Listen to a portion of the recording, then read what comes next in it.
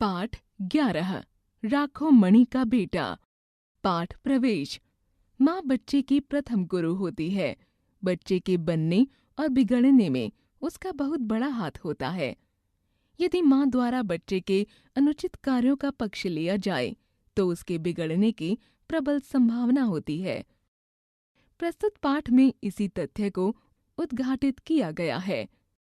पाठ उद्देश्य: संस्कारों का महत्व बताना, अच्छे संस्कारों को प्रोत्साहन देना, समाज के प्रति जागरूक करना, अनुचित कार्यों का विरोध करने का संदेश देना। सुनार का घर। माँ राखोमणि विधवा होने पर लोगों के घर झाड़ू पोंछे का काम करने लगी।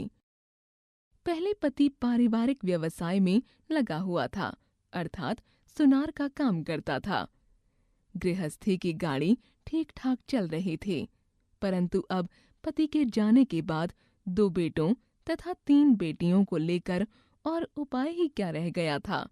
लड़की सयानी हो चली थी, उसका ब्याह भी करना था। बेटों की इच्छा भी थी और पिता के व्यवसाय में रुचि भी थी। साथ ही पढ़ने लिखने की भी थोड़ी इच्छा थी। गांव के बुजुर्गों ने कहा, पढ़ाई लिखाई करवाकर क्या लाभ होगा भला, इससे अच्छा है अपना पेशा संभालें। माँ मान तो जाती है, परंतु सोचती रहती है, फिर कहती है, थोड़ा बहुत पढ़ लिख लेगा तो लोग सम्मान की दृष्टि से देखेंगे, गंवार सुनार तो न कहेंगे। परंतु मुश्किलें बहुत सी हैं। सुनार की बेटियों के हाथों से खाना तो क्या, पानी पीना भी मना है। निम्न जाति के लोग उच्च जाति के लोगों से अपनी सेवा नहीं कराते थे, पाप समझते थे। याद रखना होगा कि यह गांव है, यहाँ किसी के घर पर नौकरानी का काम मिलना भी मुश्किल होगा। ग्रामीण समाज बिल्कुल अलग होता है।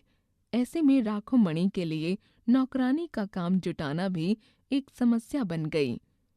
वह किसी कायस्थ या ब्राह्मण के घर ही काम कर सकती है, किसी दूसरी जाति के नहीं, क्योंकि तथाकथित उच्च वर्ण के घर का अन्न ही वह ग्रहण कर सकती है।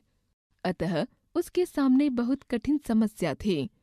उसे नौकरी भी तलाशनी है, बच्चों को बड़ा भी करना है।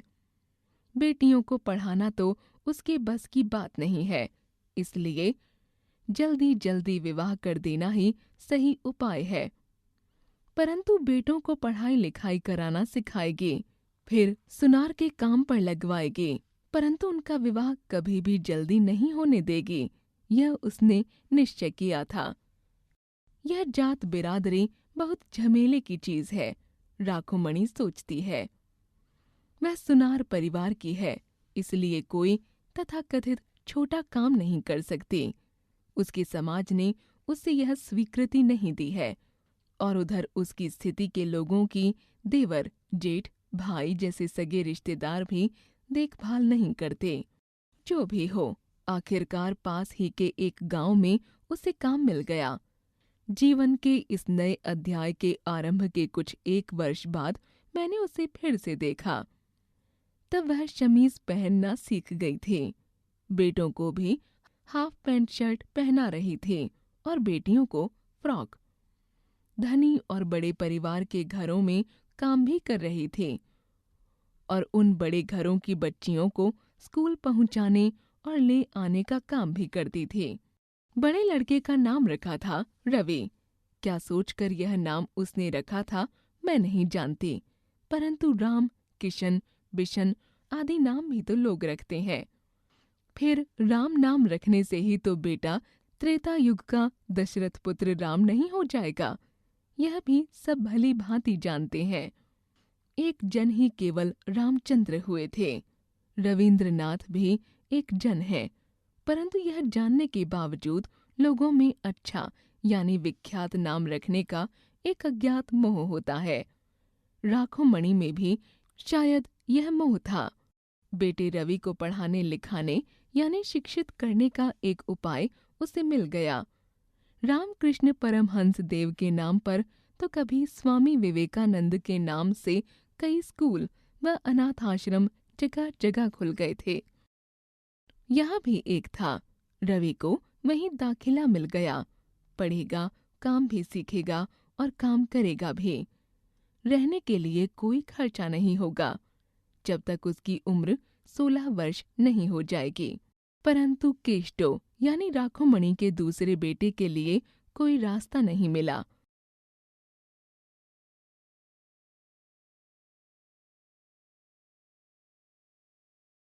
उसकी माँ को आजकल एक बालिका विद्यालय में नौकरी मिलने के कारण वह अब थोड़ा कायदे से रहने लगी थी। बेटा केष्टो हाफ शर्ट पहनकर समाज के धनी वर्ग के बच्चों के साथ सामने वाले खुले मैदान में बॉल खेलना सीख गया था, क्योंकि संभवतः खेल में कोई जात नहीं पूछी जाती, यानी खेल की भी कोई जात नहीं और खिलाड़ियों की भी। माँ खुश थी, बेटा भी।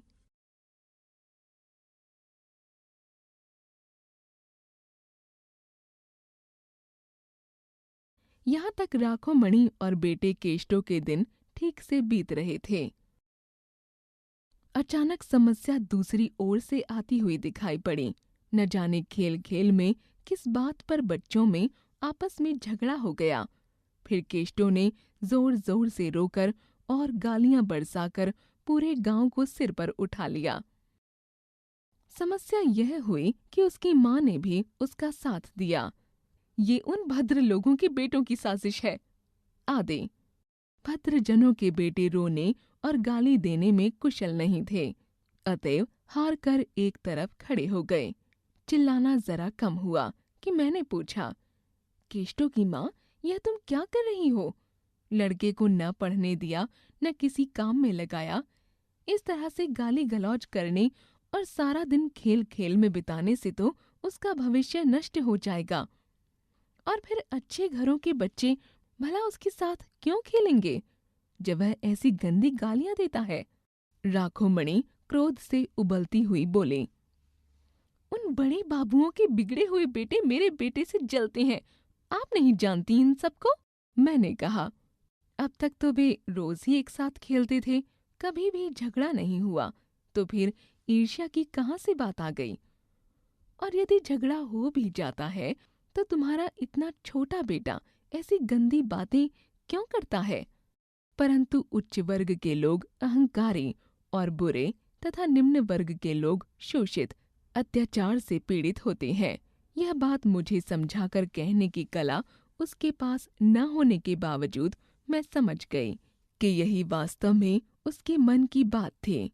मैं यदि उसकी बात को मान भी लूं तो भी एक बात रह जाती है जो संभवतः वह समझ न पाई। वह यह कि उसका बेटा अच्छी शर्ट पैंट पहनकर भी गंदी बातें व गालियां देता है।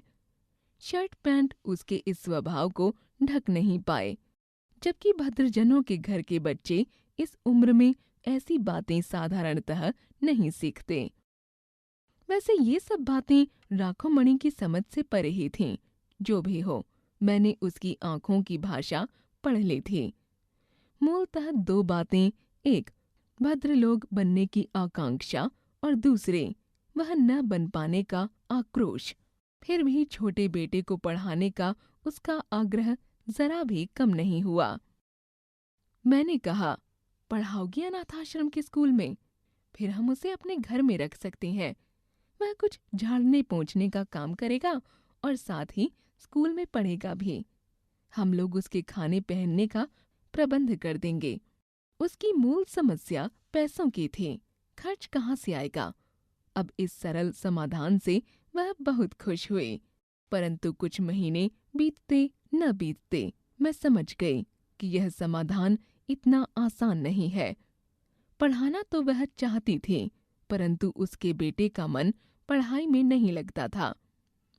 वह खा पीकर नए कपड़े पहनकर स्कूल जाने को तैयार था, परंतु काम करने में या फिर पढ़ने में उसकी रुचि नहीं थी, यानी उसमें दायित्व का बोध उतना नहीं जगा था। इसमें उसकी गलती भी नहीं थी। जन्म से वह शिक्षा के माहौल में पला बढ़ा नहीं था। माँ के साथ बर्तन धोना, पानी लाना, खाना बनाने में मदद करना, सुबह से शाम तक यही सब तो उसने किया था। दोपहर के वक्त यदि वह स्कूल जाता भी था तो भी बस वहां जाना भर होता। बाकी समय उसका पतंग उड़ाने, गोली खेलने, लोहे की चक्की घुमाने आदि में बीत जाता। फिर तालाब में से मछली पकड़ना, पेड़ से कच्चे पक्के फल तोड़कर चोरी छिपे खाना, यह सब भी था। माँ उस वक्त लोगों के घर जान प्राण लगाकर काम करती थी।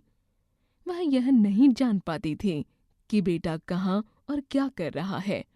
जब लोगों के मुंह से वह अपने बेटे के कारनामे सुनती तो उसका मातृ स्नेह दशभुजाओं वाली चंडी की तरह बेटे की रक्षा हेतु लोगों से झगड़ने में लग जाता।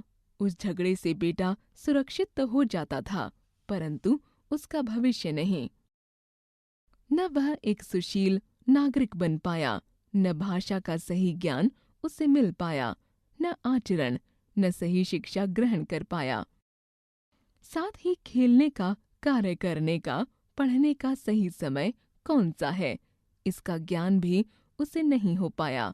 अंततः एक दिन अत्यधिक क्रोध में आकर पढ़ने लिखने, काम करने आदि सब कुछ से उसकी माँ ने उसे मुक्ति दे दी। कुछ दिनों के पश्चात मैंने देखा, माँ ने केष्टो को एक कारखाने में काम पर लगा दिया था।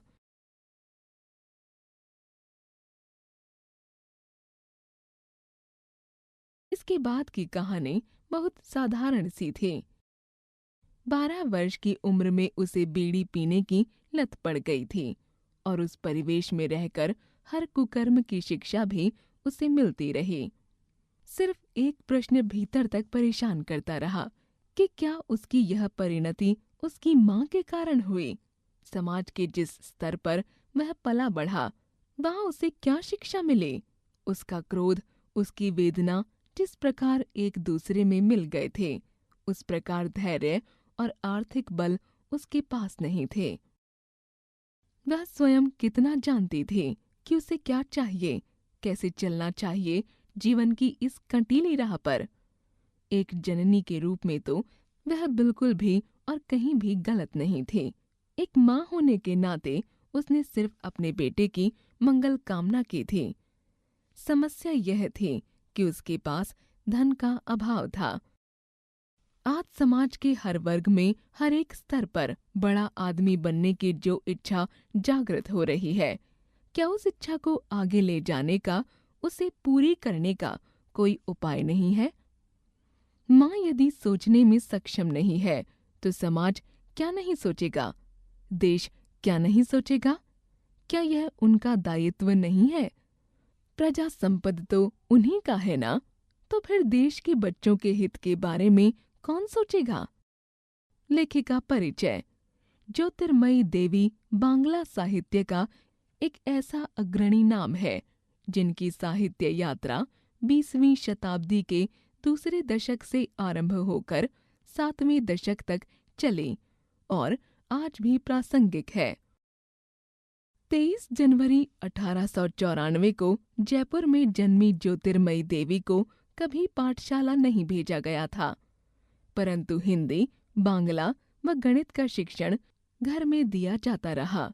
इनके 5 उपन्यास हैं: छायापथ, बैशाखेर निरुद्देश्य मेघ, ई पार गंगा ओ पार गंगा, मार तेर अप्सरा, पिंजरापोल। इनकी कविताएं चक्रबाला में संग्रहित हैं। इनकी आत्मकथा, आत्मजीवनी साहित्य जगत में काफी चर्चित रही। बांग्ला साहित्य की इस विभूति का देहांत वर्ष 1988 में हुआ।